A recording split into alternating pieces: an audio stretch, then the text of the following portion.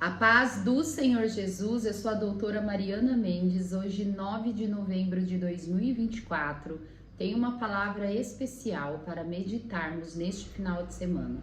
A palavra de hoje encontra-se em Marcos 10, 21, que diz assim: Jesus olhou para ele e o amou.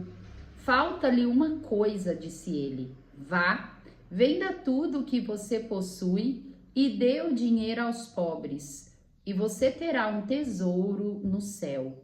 Depois venha e siga-me. Essa passagem está descrita em Marcos 17 a 22. E na nossa Bíblia ela é intitulada como o jovem rico. É um diálogo entre um jovem de família rica, de posses, com o Senhor Jesus. A palavra diz que esse jovem chega em Jesus e fala: Mestre, o que farei para herdar a vida eterna? E Jesus, ele responde: você sabe os mandamentos. Não matarás, não adulterarás, não furtarás, não dirás falso testemunho, não defraudarás ninguém, honra teu pai e a tua mãe. Esse jovem respondeu para Jesus: Mestre, tudo isso tenho observado desde a minha juventude. E Jesus, ouvindo isso daquele jovem, que ele conhecia como ninguém, pois Jesus sendo Deus, Jesus Criador, ele criou cada um de nós, ele conhece toda a nossa estrutura, todos os nossos pensamentos, todo o nosso caráter.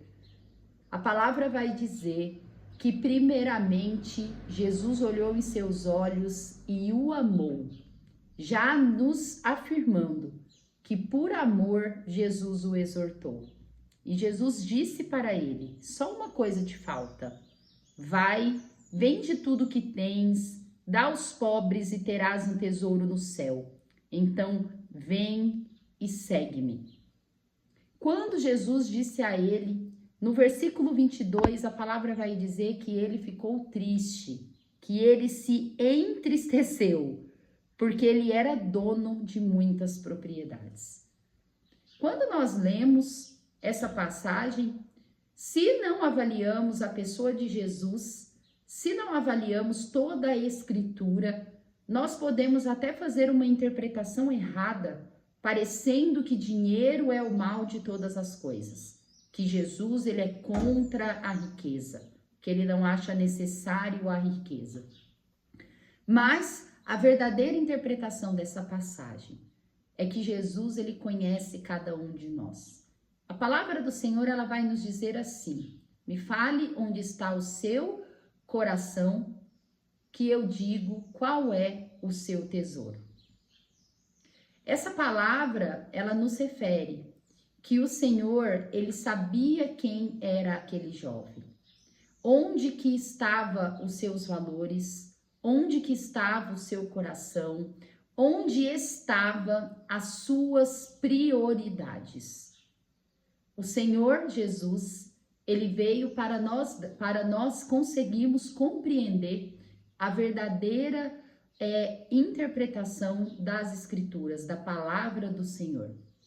O povo de Deus, o povo escolhido de Deus, os judeus, ele, ao longo do tempo, ele foi se perdendo nas Escrituras, nos mandamentos, onde os mestres da lei começaram a interpretar de forma errônea toda a palavra, todo o mandamento, todas as ordenanças do Senhor, colocando um fardo pesado, um jugo pesado, onde eles valorizavam mais o comportamento do que os princípios de Deus. Nós temos que compreender que todos os mandamentos do Senhor são movidos por um princípio, para nós vivermos melhor aqui na terra e para nós colocarmos em prática tudo o que o Senhor nos ensina, não para se tornar um fardo pesado para as nossas vidas, mas para nos dar o melhor tanto dessa terra e como um caminho para salvação e para a eternidade. Aquele jovem, ele não compreendia quais eram os princípios do Senhor, quais eram as prioridades. Ele entendia que a partir do momento que ele tivesse um comportamento que honrasse os mandamentos do Senhor, ele poderia ter acesso à salvação e acesso ao Senhor. Mas aquele jovem, ele havia um tesouro na vida dele que estava totalmente fundamentado neste mundo, um tesouro mundano, nas riquezas, nas propriedades, e isso fazia uma barreira entre ele e o Senhor. Nós temos que compreender que toda a nossa mente, todo o nosso coração, todos os nossos princípios têm que ser fundamentados na palavra do Senhor, nas prioridades que o Senhor tem conosco. A riqueza, os bens materiais têm que estar na nossa vida, têm que existir na nossa vida para nos servir e não para nos roubar do Senhor. Nós jamais temos que ser escravo das nossas riquezas. Nós não podemos deixar que as coisas deste mundo, as coisas materiais, as coisas mundanas, tornem-se uma barreira entre nós e Deus. Torna-se uma barreira entre nós e os mandamentos do Senhor, entre nós e o propósito do Senhor. Quantas pessoas tornam-se escravas das partes materiais, dessa vida mundana, dessa vida consumista, do poder, entre aspas, que o dinheiro nos dá. E isso nos tira do propósito do caminho do Senhor. Torna-se um obstáculo no relacionamento com o Senhor, onde vai desviando do nosso caminho. Não tem problema nenhum e Deus não vê nenhum problema em riqueza. Próprio Abraão, que nós estamos aprofundando na vida dele, Deus o prosperou e o abençoou abundantemente. Mas quando nós avaliamos a biografia de Abraão, nós vemos que Abraão, ele nunca deixou as riquezas serem prioridade na vida dele. Quando, em Gênesis 13, quando Ló e Abraão começou a ter problema, porque ambos começaram a ser muito prósperos, e todos aqueles animais que eles tinham começaram a ter briga entre pastores, onde eles discutiam por causa de campo, de terra para repousar e alimentar os seus animais. O próprio Abraão, ele cedeu, ele falou: Ló, olha para essa terra aqui ao seu redor e escolha qual é a terra que você quer, qual é a direção que você quer seguir. Porque eu já te adianto, se você for para norte, eu vou para sul. Se você for para leste, eu vou para oeste. Quando Abraão, ele tem esse diálogo com Ló, onde ele faz esse acordo com Ló, nós vemos que ele não estava preocupado com os bens dele, com a riqueza dele. Nós vemos que Abraão, ele sabia que Deus era com ele, que Deus faria o melhor para a vida dele, independente do local onde ele estivesse. Hora nenhuma, tanto que a palavra vai dizer que Ló, quando ele olhou para a região de Sodoma e Gomorra, que ele viu que era uma região fértil, ele já falou: eu quero ir para essa região. Hora nenhuma Abraão falou: não, mas espera aí, você está pegando o melhor, você está pegando as terras mais férteis, que tem mais abundância de alimento, que tem uma pastagem melhor para a criação de gado, criação de ovelhas. Não, Abraão falou: ok. Pois Abraão, ele sabia quem era o provedor da vida dele, quem era a fonte da riqueza e da prosperidade dele. Abraão, hora nenhuma, fez conta disso. Ele seguiu. E a partir daquele momento, Deus se alegrou tanto com ele, que se revelou a ele novamente e deu a promessa, onde ele ouviu que a descendência dele seria mais numerosa do que todo o pó da terra. É esse o exemplo que nós temos que seguir. E Jesus, quando ele se deparou com aquele jovem rico, só de nós percebermos a postura daquele jovem rico, que ele se entristeceu quando Jesus disse: vá e venda todos os seus bens e volte aqui. A palavra vai dizer que ele ficou triste porque ele era dono de muita riqueza. Quer dizer que a confiança dele estava naquela riqueza, que o que satisfazia, o que fazia ele se sentir bem, seguro, era aquela riqueza. E aquele jovem demonstrou qual era o tesouro da vida dele, que estava dominando, que estava dando direção para a vida dele. Nós não podemos deixar que a prosperidade da nossa vida, que o ter, que o comprar, que o possuir, tenha a nossa vida, seja a direção para a nossa vida. Quão profundo é essa passagem, irmãos? Pois Jesus, ele não quer que nós sejamos roubados pelo dinheiro, pelo Senhor dinheiro. Ele quer que esse dinheiro sirva nós, para nós andarmos melhor, com mais tranquilidade, com mais segurança, no propósito que a gente tem que cumprir. Mesmo que para isso tenhamos que nos, talvez, perder, ter menos. Pois no que adianta, irmãos, nós ganharmos o mundo e nós perdermos a nossa salvação? Como Jesus, ele é maravilhoso. É esse amor que Jesus teve por aquele moço. Pois Jesus sabia que o caminho que ele estava seguindo, ele ia perder, talvez, a eternidade. Talvez perder a salvação. Que nós possamos priorizar o melhor para a nossa vida.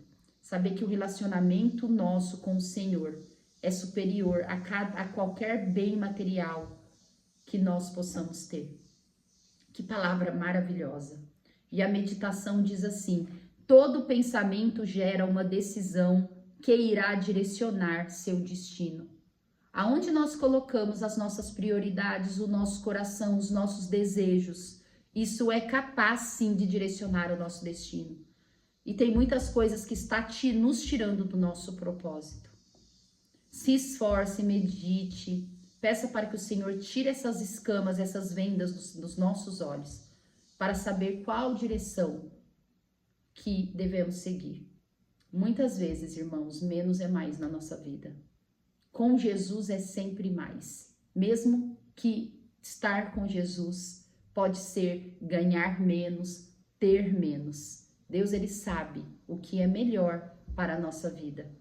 Ele sabe o nosso coração, ele conhece a nossa identidade. E é por isso que muitas vezes ele nos poda para nós conseguirmos seguir o propósito da nossa vida. Quero também compartilhar a leitura bíblica que está em Gênesis 14. E eu quero compartilhar uma palavra fantástica,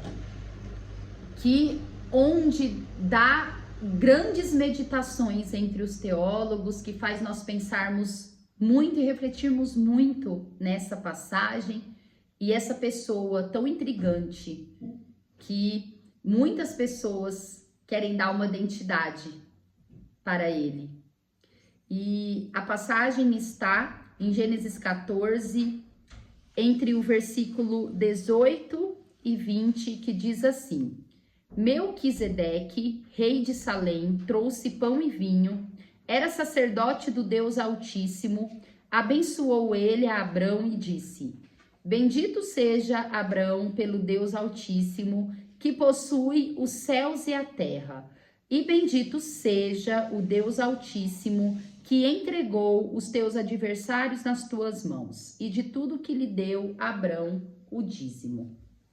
Essa passagem acontece após uma vitória de Abraão, onde teve uma guerra anterior dos 4 reis contra os 5, onde esses reis, eles aprisionaram Ló tornou-se cativo, e Abraão foi nessa jornada para libertar Ló e garantir que os seus bens pudessem voltar para suas mãos. E após essa vitória, Abraão, ele foi até Melquisedeque, que era um sacerdote do Deus único, do Deus Altíssimo, que estava na antiga região onde ia ser a futura Jerusalém. Muitas pessoas, muitos teólogos estudam a figura de Melquisedeque, pois eles acreditam ser, alguns acreditam ser um anjo, alguns acreditam ser o próprio Deus, ser a tipificação de Jesus. Outros atribuem o Espírito Santo, mas enfim, sabemos que Melquisedeque, ele era de origem provavelmente de Noé, e ele seguiu cultuando a Deus, todos os ensinamentos que Deus deu a Noé, ele manteve-se e foi o sacerdote daquela época. E a palavra diz que Melquisedeque, ele foi reconhecido por Abraão como sumo sacerdote de Deus, como alguém de Deus. E ele deu todo o seu dízimo para Melquisedeque, nos ensinando que tudo que Deus nos dá, nós precisamos devolver para o Senhor. Os 10%, o dízimo, onde nos mostra o quão fiel, quão a aliança do Senhor e quão os seus mandamentos, todo o seu ensino veio desde o princípio e que tudo que Deus ensina é bom. Melquisedeque, ele nos mostra o quão nós temos que honrar a figura dos sacerdotes, a figura dos homens de Deus, como Abrão, um escolhido do Senhor para gerar o povo de Deus, já honrou em sua época. Que essa palavra possa fazer sentido para a sua vida, possa aumentar a sua fé. Uma boa semana, Deus abençoe, amo vocês em Cristo Jesus.